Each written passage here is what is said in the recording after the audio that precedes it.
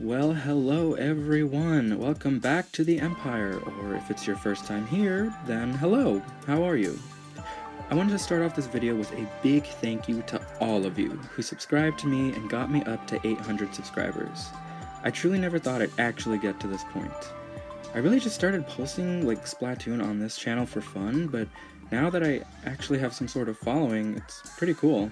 So thank you all. And as my reputation as the Hydra guy, of course, this is going to be another video focusing on an aspect of my beloved Hydra Splatling. Today, I'm going to be talking about the best gear abilities to run on the Hydra, as well as the differences in what abilities to run for the kits and all the modes. As usual, these gear outputs will be based on my play experience and preferences. So I'll start by beginning with the essential abilities that you must run on the Hydra to get good viability out of the weapon, then moving on to utility abilities that are run by a lot of similar weapons, then the difference between gear in kits and modes, mainly zones and tower control because those are the ones that I really play. Then finish off with abilities that you can run for potential niche gameplay. I honestly have so much to say about this topic because, I make so much gear. In my time playing, I have created so many Hydra builds centered around different modes and different gameplay and also just different aesthetics because this game honestly has so much cool gear and it's I'm never satisfied. I just want to use all of them. Anyway, let's get right into it. Starting with the main ability that you need to use, and I mean the Splatling ability that I'm sure you already know of, which is none other than, of course, Run Speed Up. And of course, being the heaviest, most slow of the entire weapon class for the Hydra, you're going to want a lot of it. Before I continue, I should probably explain how gear abilities work. So basically, one main equals to 10 ability points, and one sub equals to 3 ability points. Then obviously the more ability points you have of a certain ability, the more of the effect you will get during battle. In my time creating all sorts of Hydra gear builds, I found that the minimum amount of run speed I feel is necessary to run in order to feel like I can do anything is one main with 3 subs, which is equal to 19 ability points. That's the minimum I usually run, and I'll usually only run that low an amount on maps and modes that allow me to be more stationary so that I can fit in other abilities. But more on that later when I get to the mode discussion. The maximum amount of run speed I'd run is probably 3 mains with no subs. Once you're using 3 mains, that's already 30 ability points of run speed, so you'll be plenty fast, and then you'll be able to use all of your sub abilities for everything else that you want to run. Another major necessity I'd say you need to run on a Hydra is definitely some swim speed. Every weapon in this game has a class type, and Hydra being a heavy type gets its move speed and swim speed slightly decreased, so running swim speed is essential to being able to move to places quickly. 1 main or 2 to 3 subs are usually enough in my experience. Okay, so those are really the only 2 abilities that I'd say are absolutely essential to the way the Hydra plays. Now I'm going to get into the various utilities that a Hydra wants to run. First up on the list, we have Quick Super Jump. In most cases, you don't really need to run more than 1 sub, but you can run 2 subs if you really want the jump to be more reliable and be able to get out of places fast. I usually find that I can only manage to fit 1 into the majority of my gear builds anyway. Next up, we have Ink Saver Main, and I am telling you, no matter what kit, what mode, or what maps you're on, always run at least 1 Ink Saver Main sub in every single gear build for the Hydra Splatling. With only 1 sub, you'll have the exact amount of ink in your ink tank to use 3 full charges before having to recover your ink. Otherwise, by the time you start charging up your 3rd round of shots, you'll get the dreaded low ink warning. Albeit you are still able to charge even without ink, but still, once you start running an Ink Saver main sub, there's honestly no going back. You'll see the difference if you do it. And then there's also Sub Defense Up, I suppose? I'm gonna be honest, I never run that, but it can be useful to limit the duration of tracking sub-weapons like Point Sensor and Ink Mine, but as a Hydra, being tracked isn't really a big deal since Hydras are not typically trying to be sneaky, so moving along, Ink Resistance. I'll be honest, I don't usually find that much room for any ink resistance subs in my builds, but if you value movement in enemy ink, which can get pretty annoying since the Hydra is pretty bad at painting its feet, then ink resistance will work very well in tandem with run speed. But just because I don't use it that often doesn't mean you can't give it a try and see how you feel. Next up, Intensify Action. The Hydra has pretty bad jump RNG, so 1 to 2 subs of this can also really improve your accuracy, especially considering as a Hydra I tend to jump a lot. So it really helps, especially in modes like Tower Control. Alright, now I'm going to compile some sample builds that I'll put on the screen right now, and these are the types of abilities that you could run on any given Hydra build. I would say these gear outputs are pretty good for people who don't main the Hydra and just want to invest in one good Hydra build for themselves that can work well in any mode. However, for me at least, there are way too many pieces of gear that I want to use to create just one set of gear and be done with it. So now I'm going to get into the different types of builds to run between the two Hydra kits and the modes for those who main the Hydra and really want to invest in Hydra gear centered around that. I'll be showing the various builds I run for each mode and talking a little bit about why I run what I run, beginning with Splat Zones. So these are the builds that I usually run for both kits. So I'm going to narrow it down to these because honestly I have so many alternate builds that really just switch around some of the existing pieces of gear I already have, but I would say that this selection is definitely my go-to anytime I'm playing. Starting with the vanilla kit, or builds, I'm sure right off the bat something you notice is that I have a main of Ink Recovery Up and a lack of any Intensify Action. In this case, I swapped Intensify Action out for Ink Recovery Up because during zones, I usually aim to try and provide paint support, and the extra Ink Recovery Up helps a lot. This is a completely personal playstyle reason for running your Ink Recovery Up, but it seems to work for me nonetheless.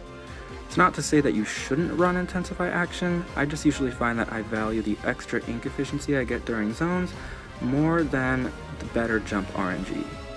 And as you can see, I'm also running a pretty healthy amount of run speed up and 2 swim speed subs, which during zones I feel like 2 subs of swim speed is enough considering zones matches are usually more stationary when it comes to Hydra gameplay.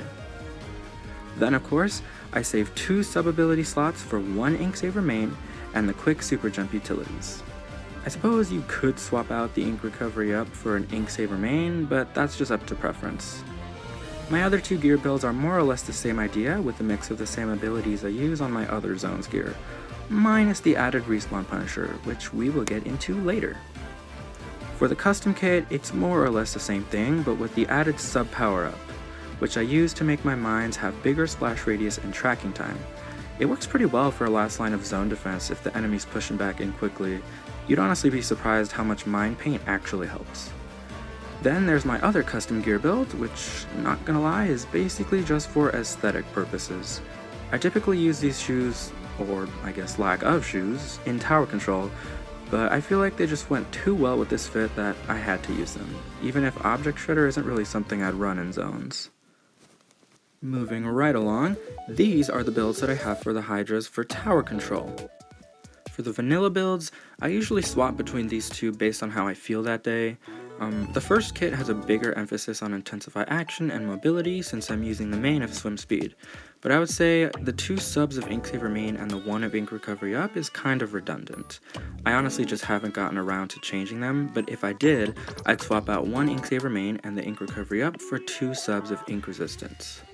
The other build takes a more utility-based stance, running the main of Ink Resistance and Object Shredder, which we will also get more into later.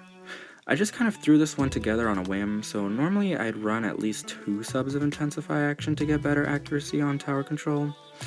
Intensify Action definitely works better on Tower Control, since as a Hydra you're oftentimes riding the tower and most likely jumping a lot to extend your range. I find ink resistance to be useful on tower control too, since enemy ink on the tower won't hinder your movement too much, especially if you don't have enough time to paint your feet before taking a stance. As far as my custom build goes, yes, in this case there's actually only one that I use because it always seems to work pretty well, that I haven't really felt the need to make another one.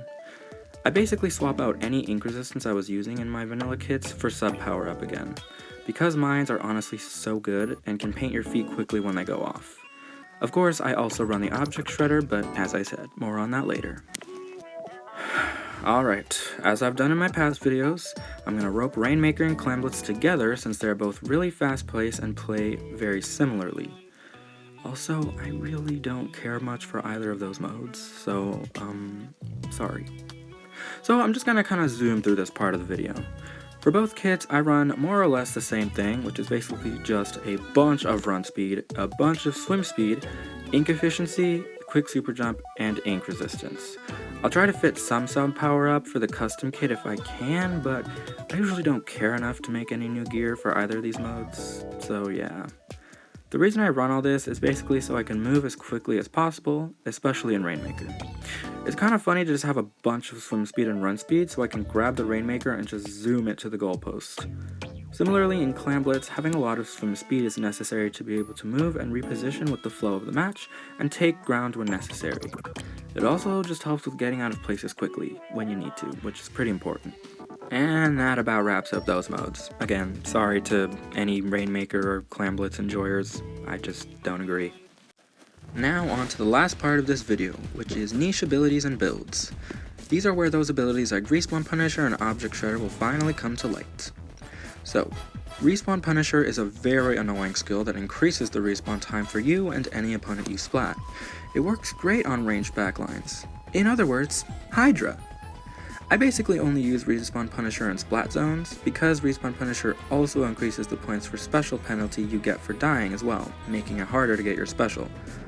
When it comes to tower control, I'm a big ride or die kind of player, so I usually just die with the tower a lot, which is bad when you're running Respawn Punisher. You don't want to die. So I typically don't run it in that mode.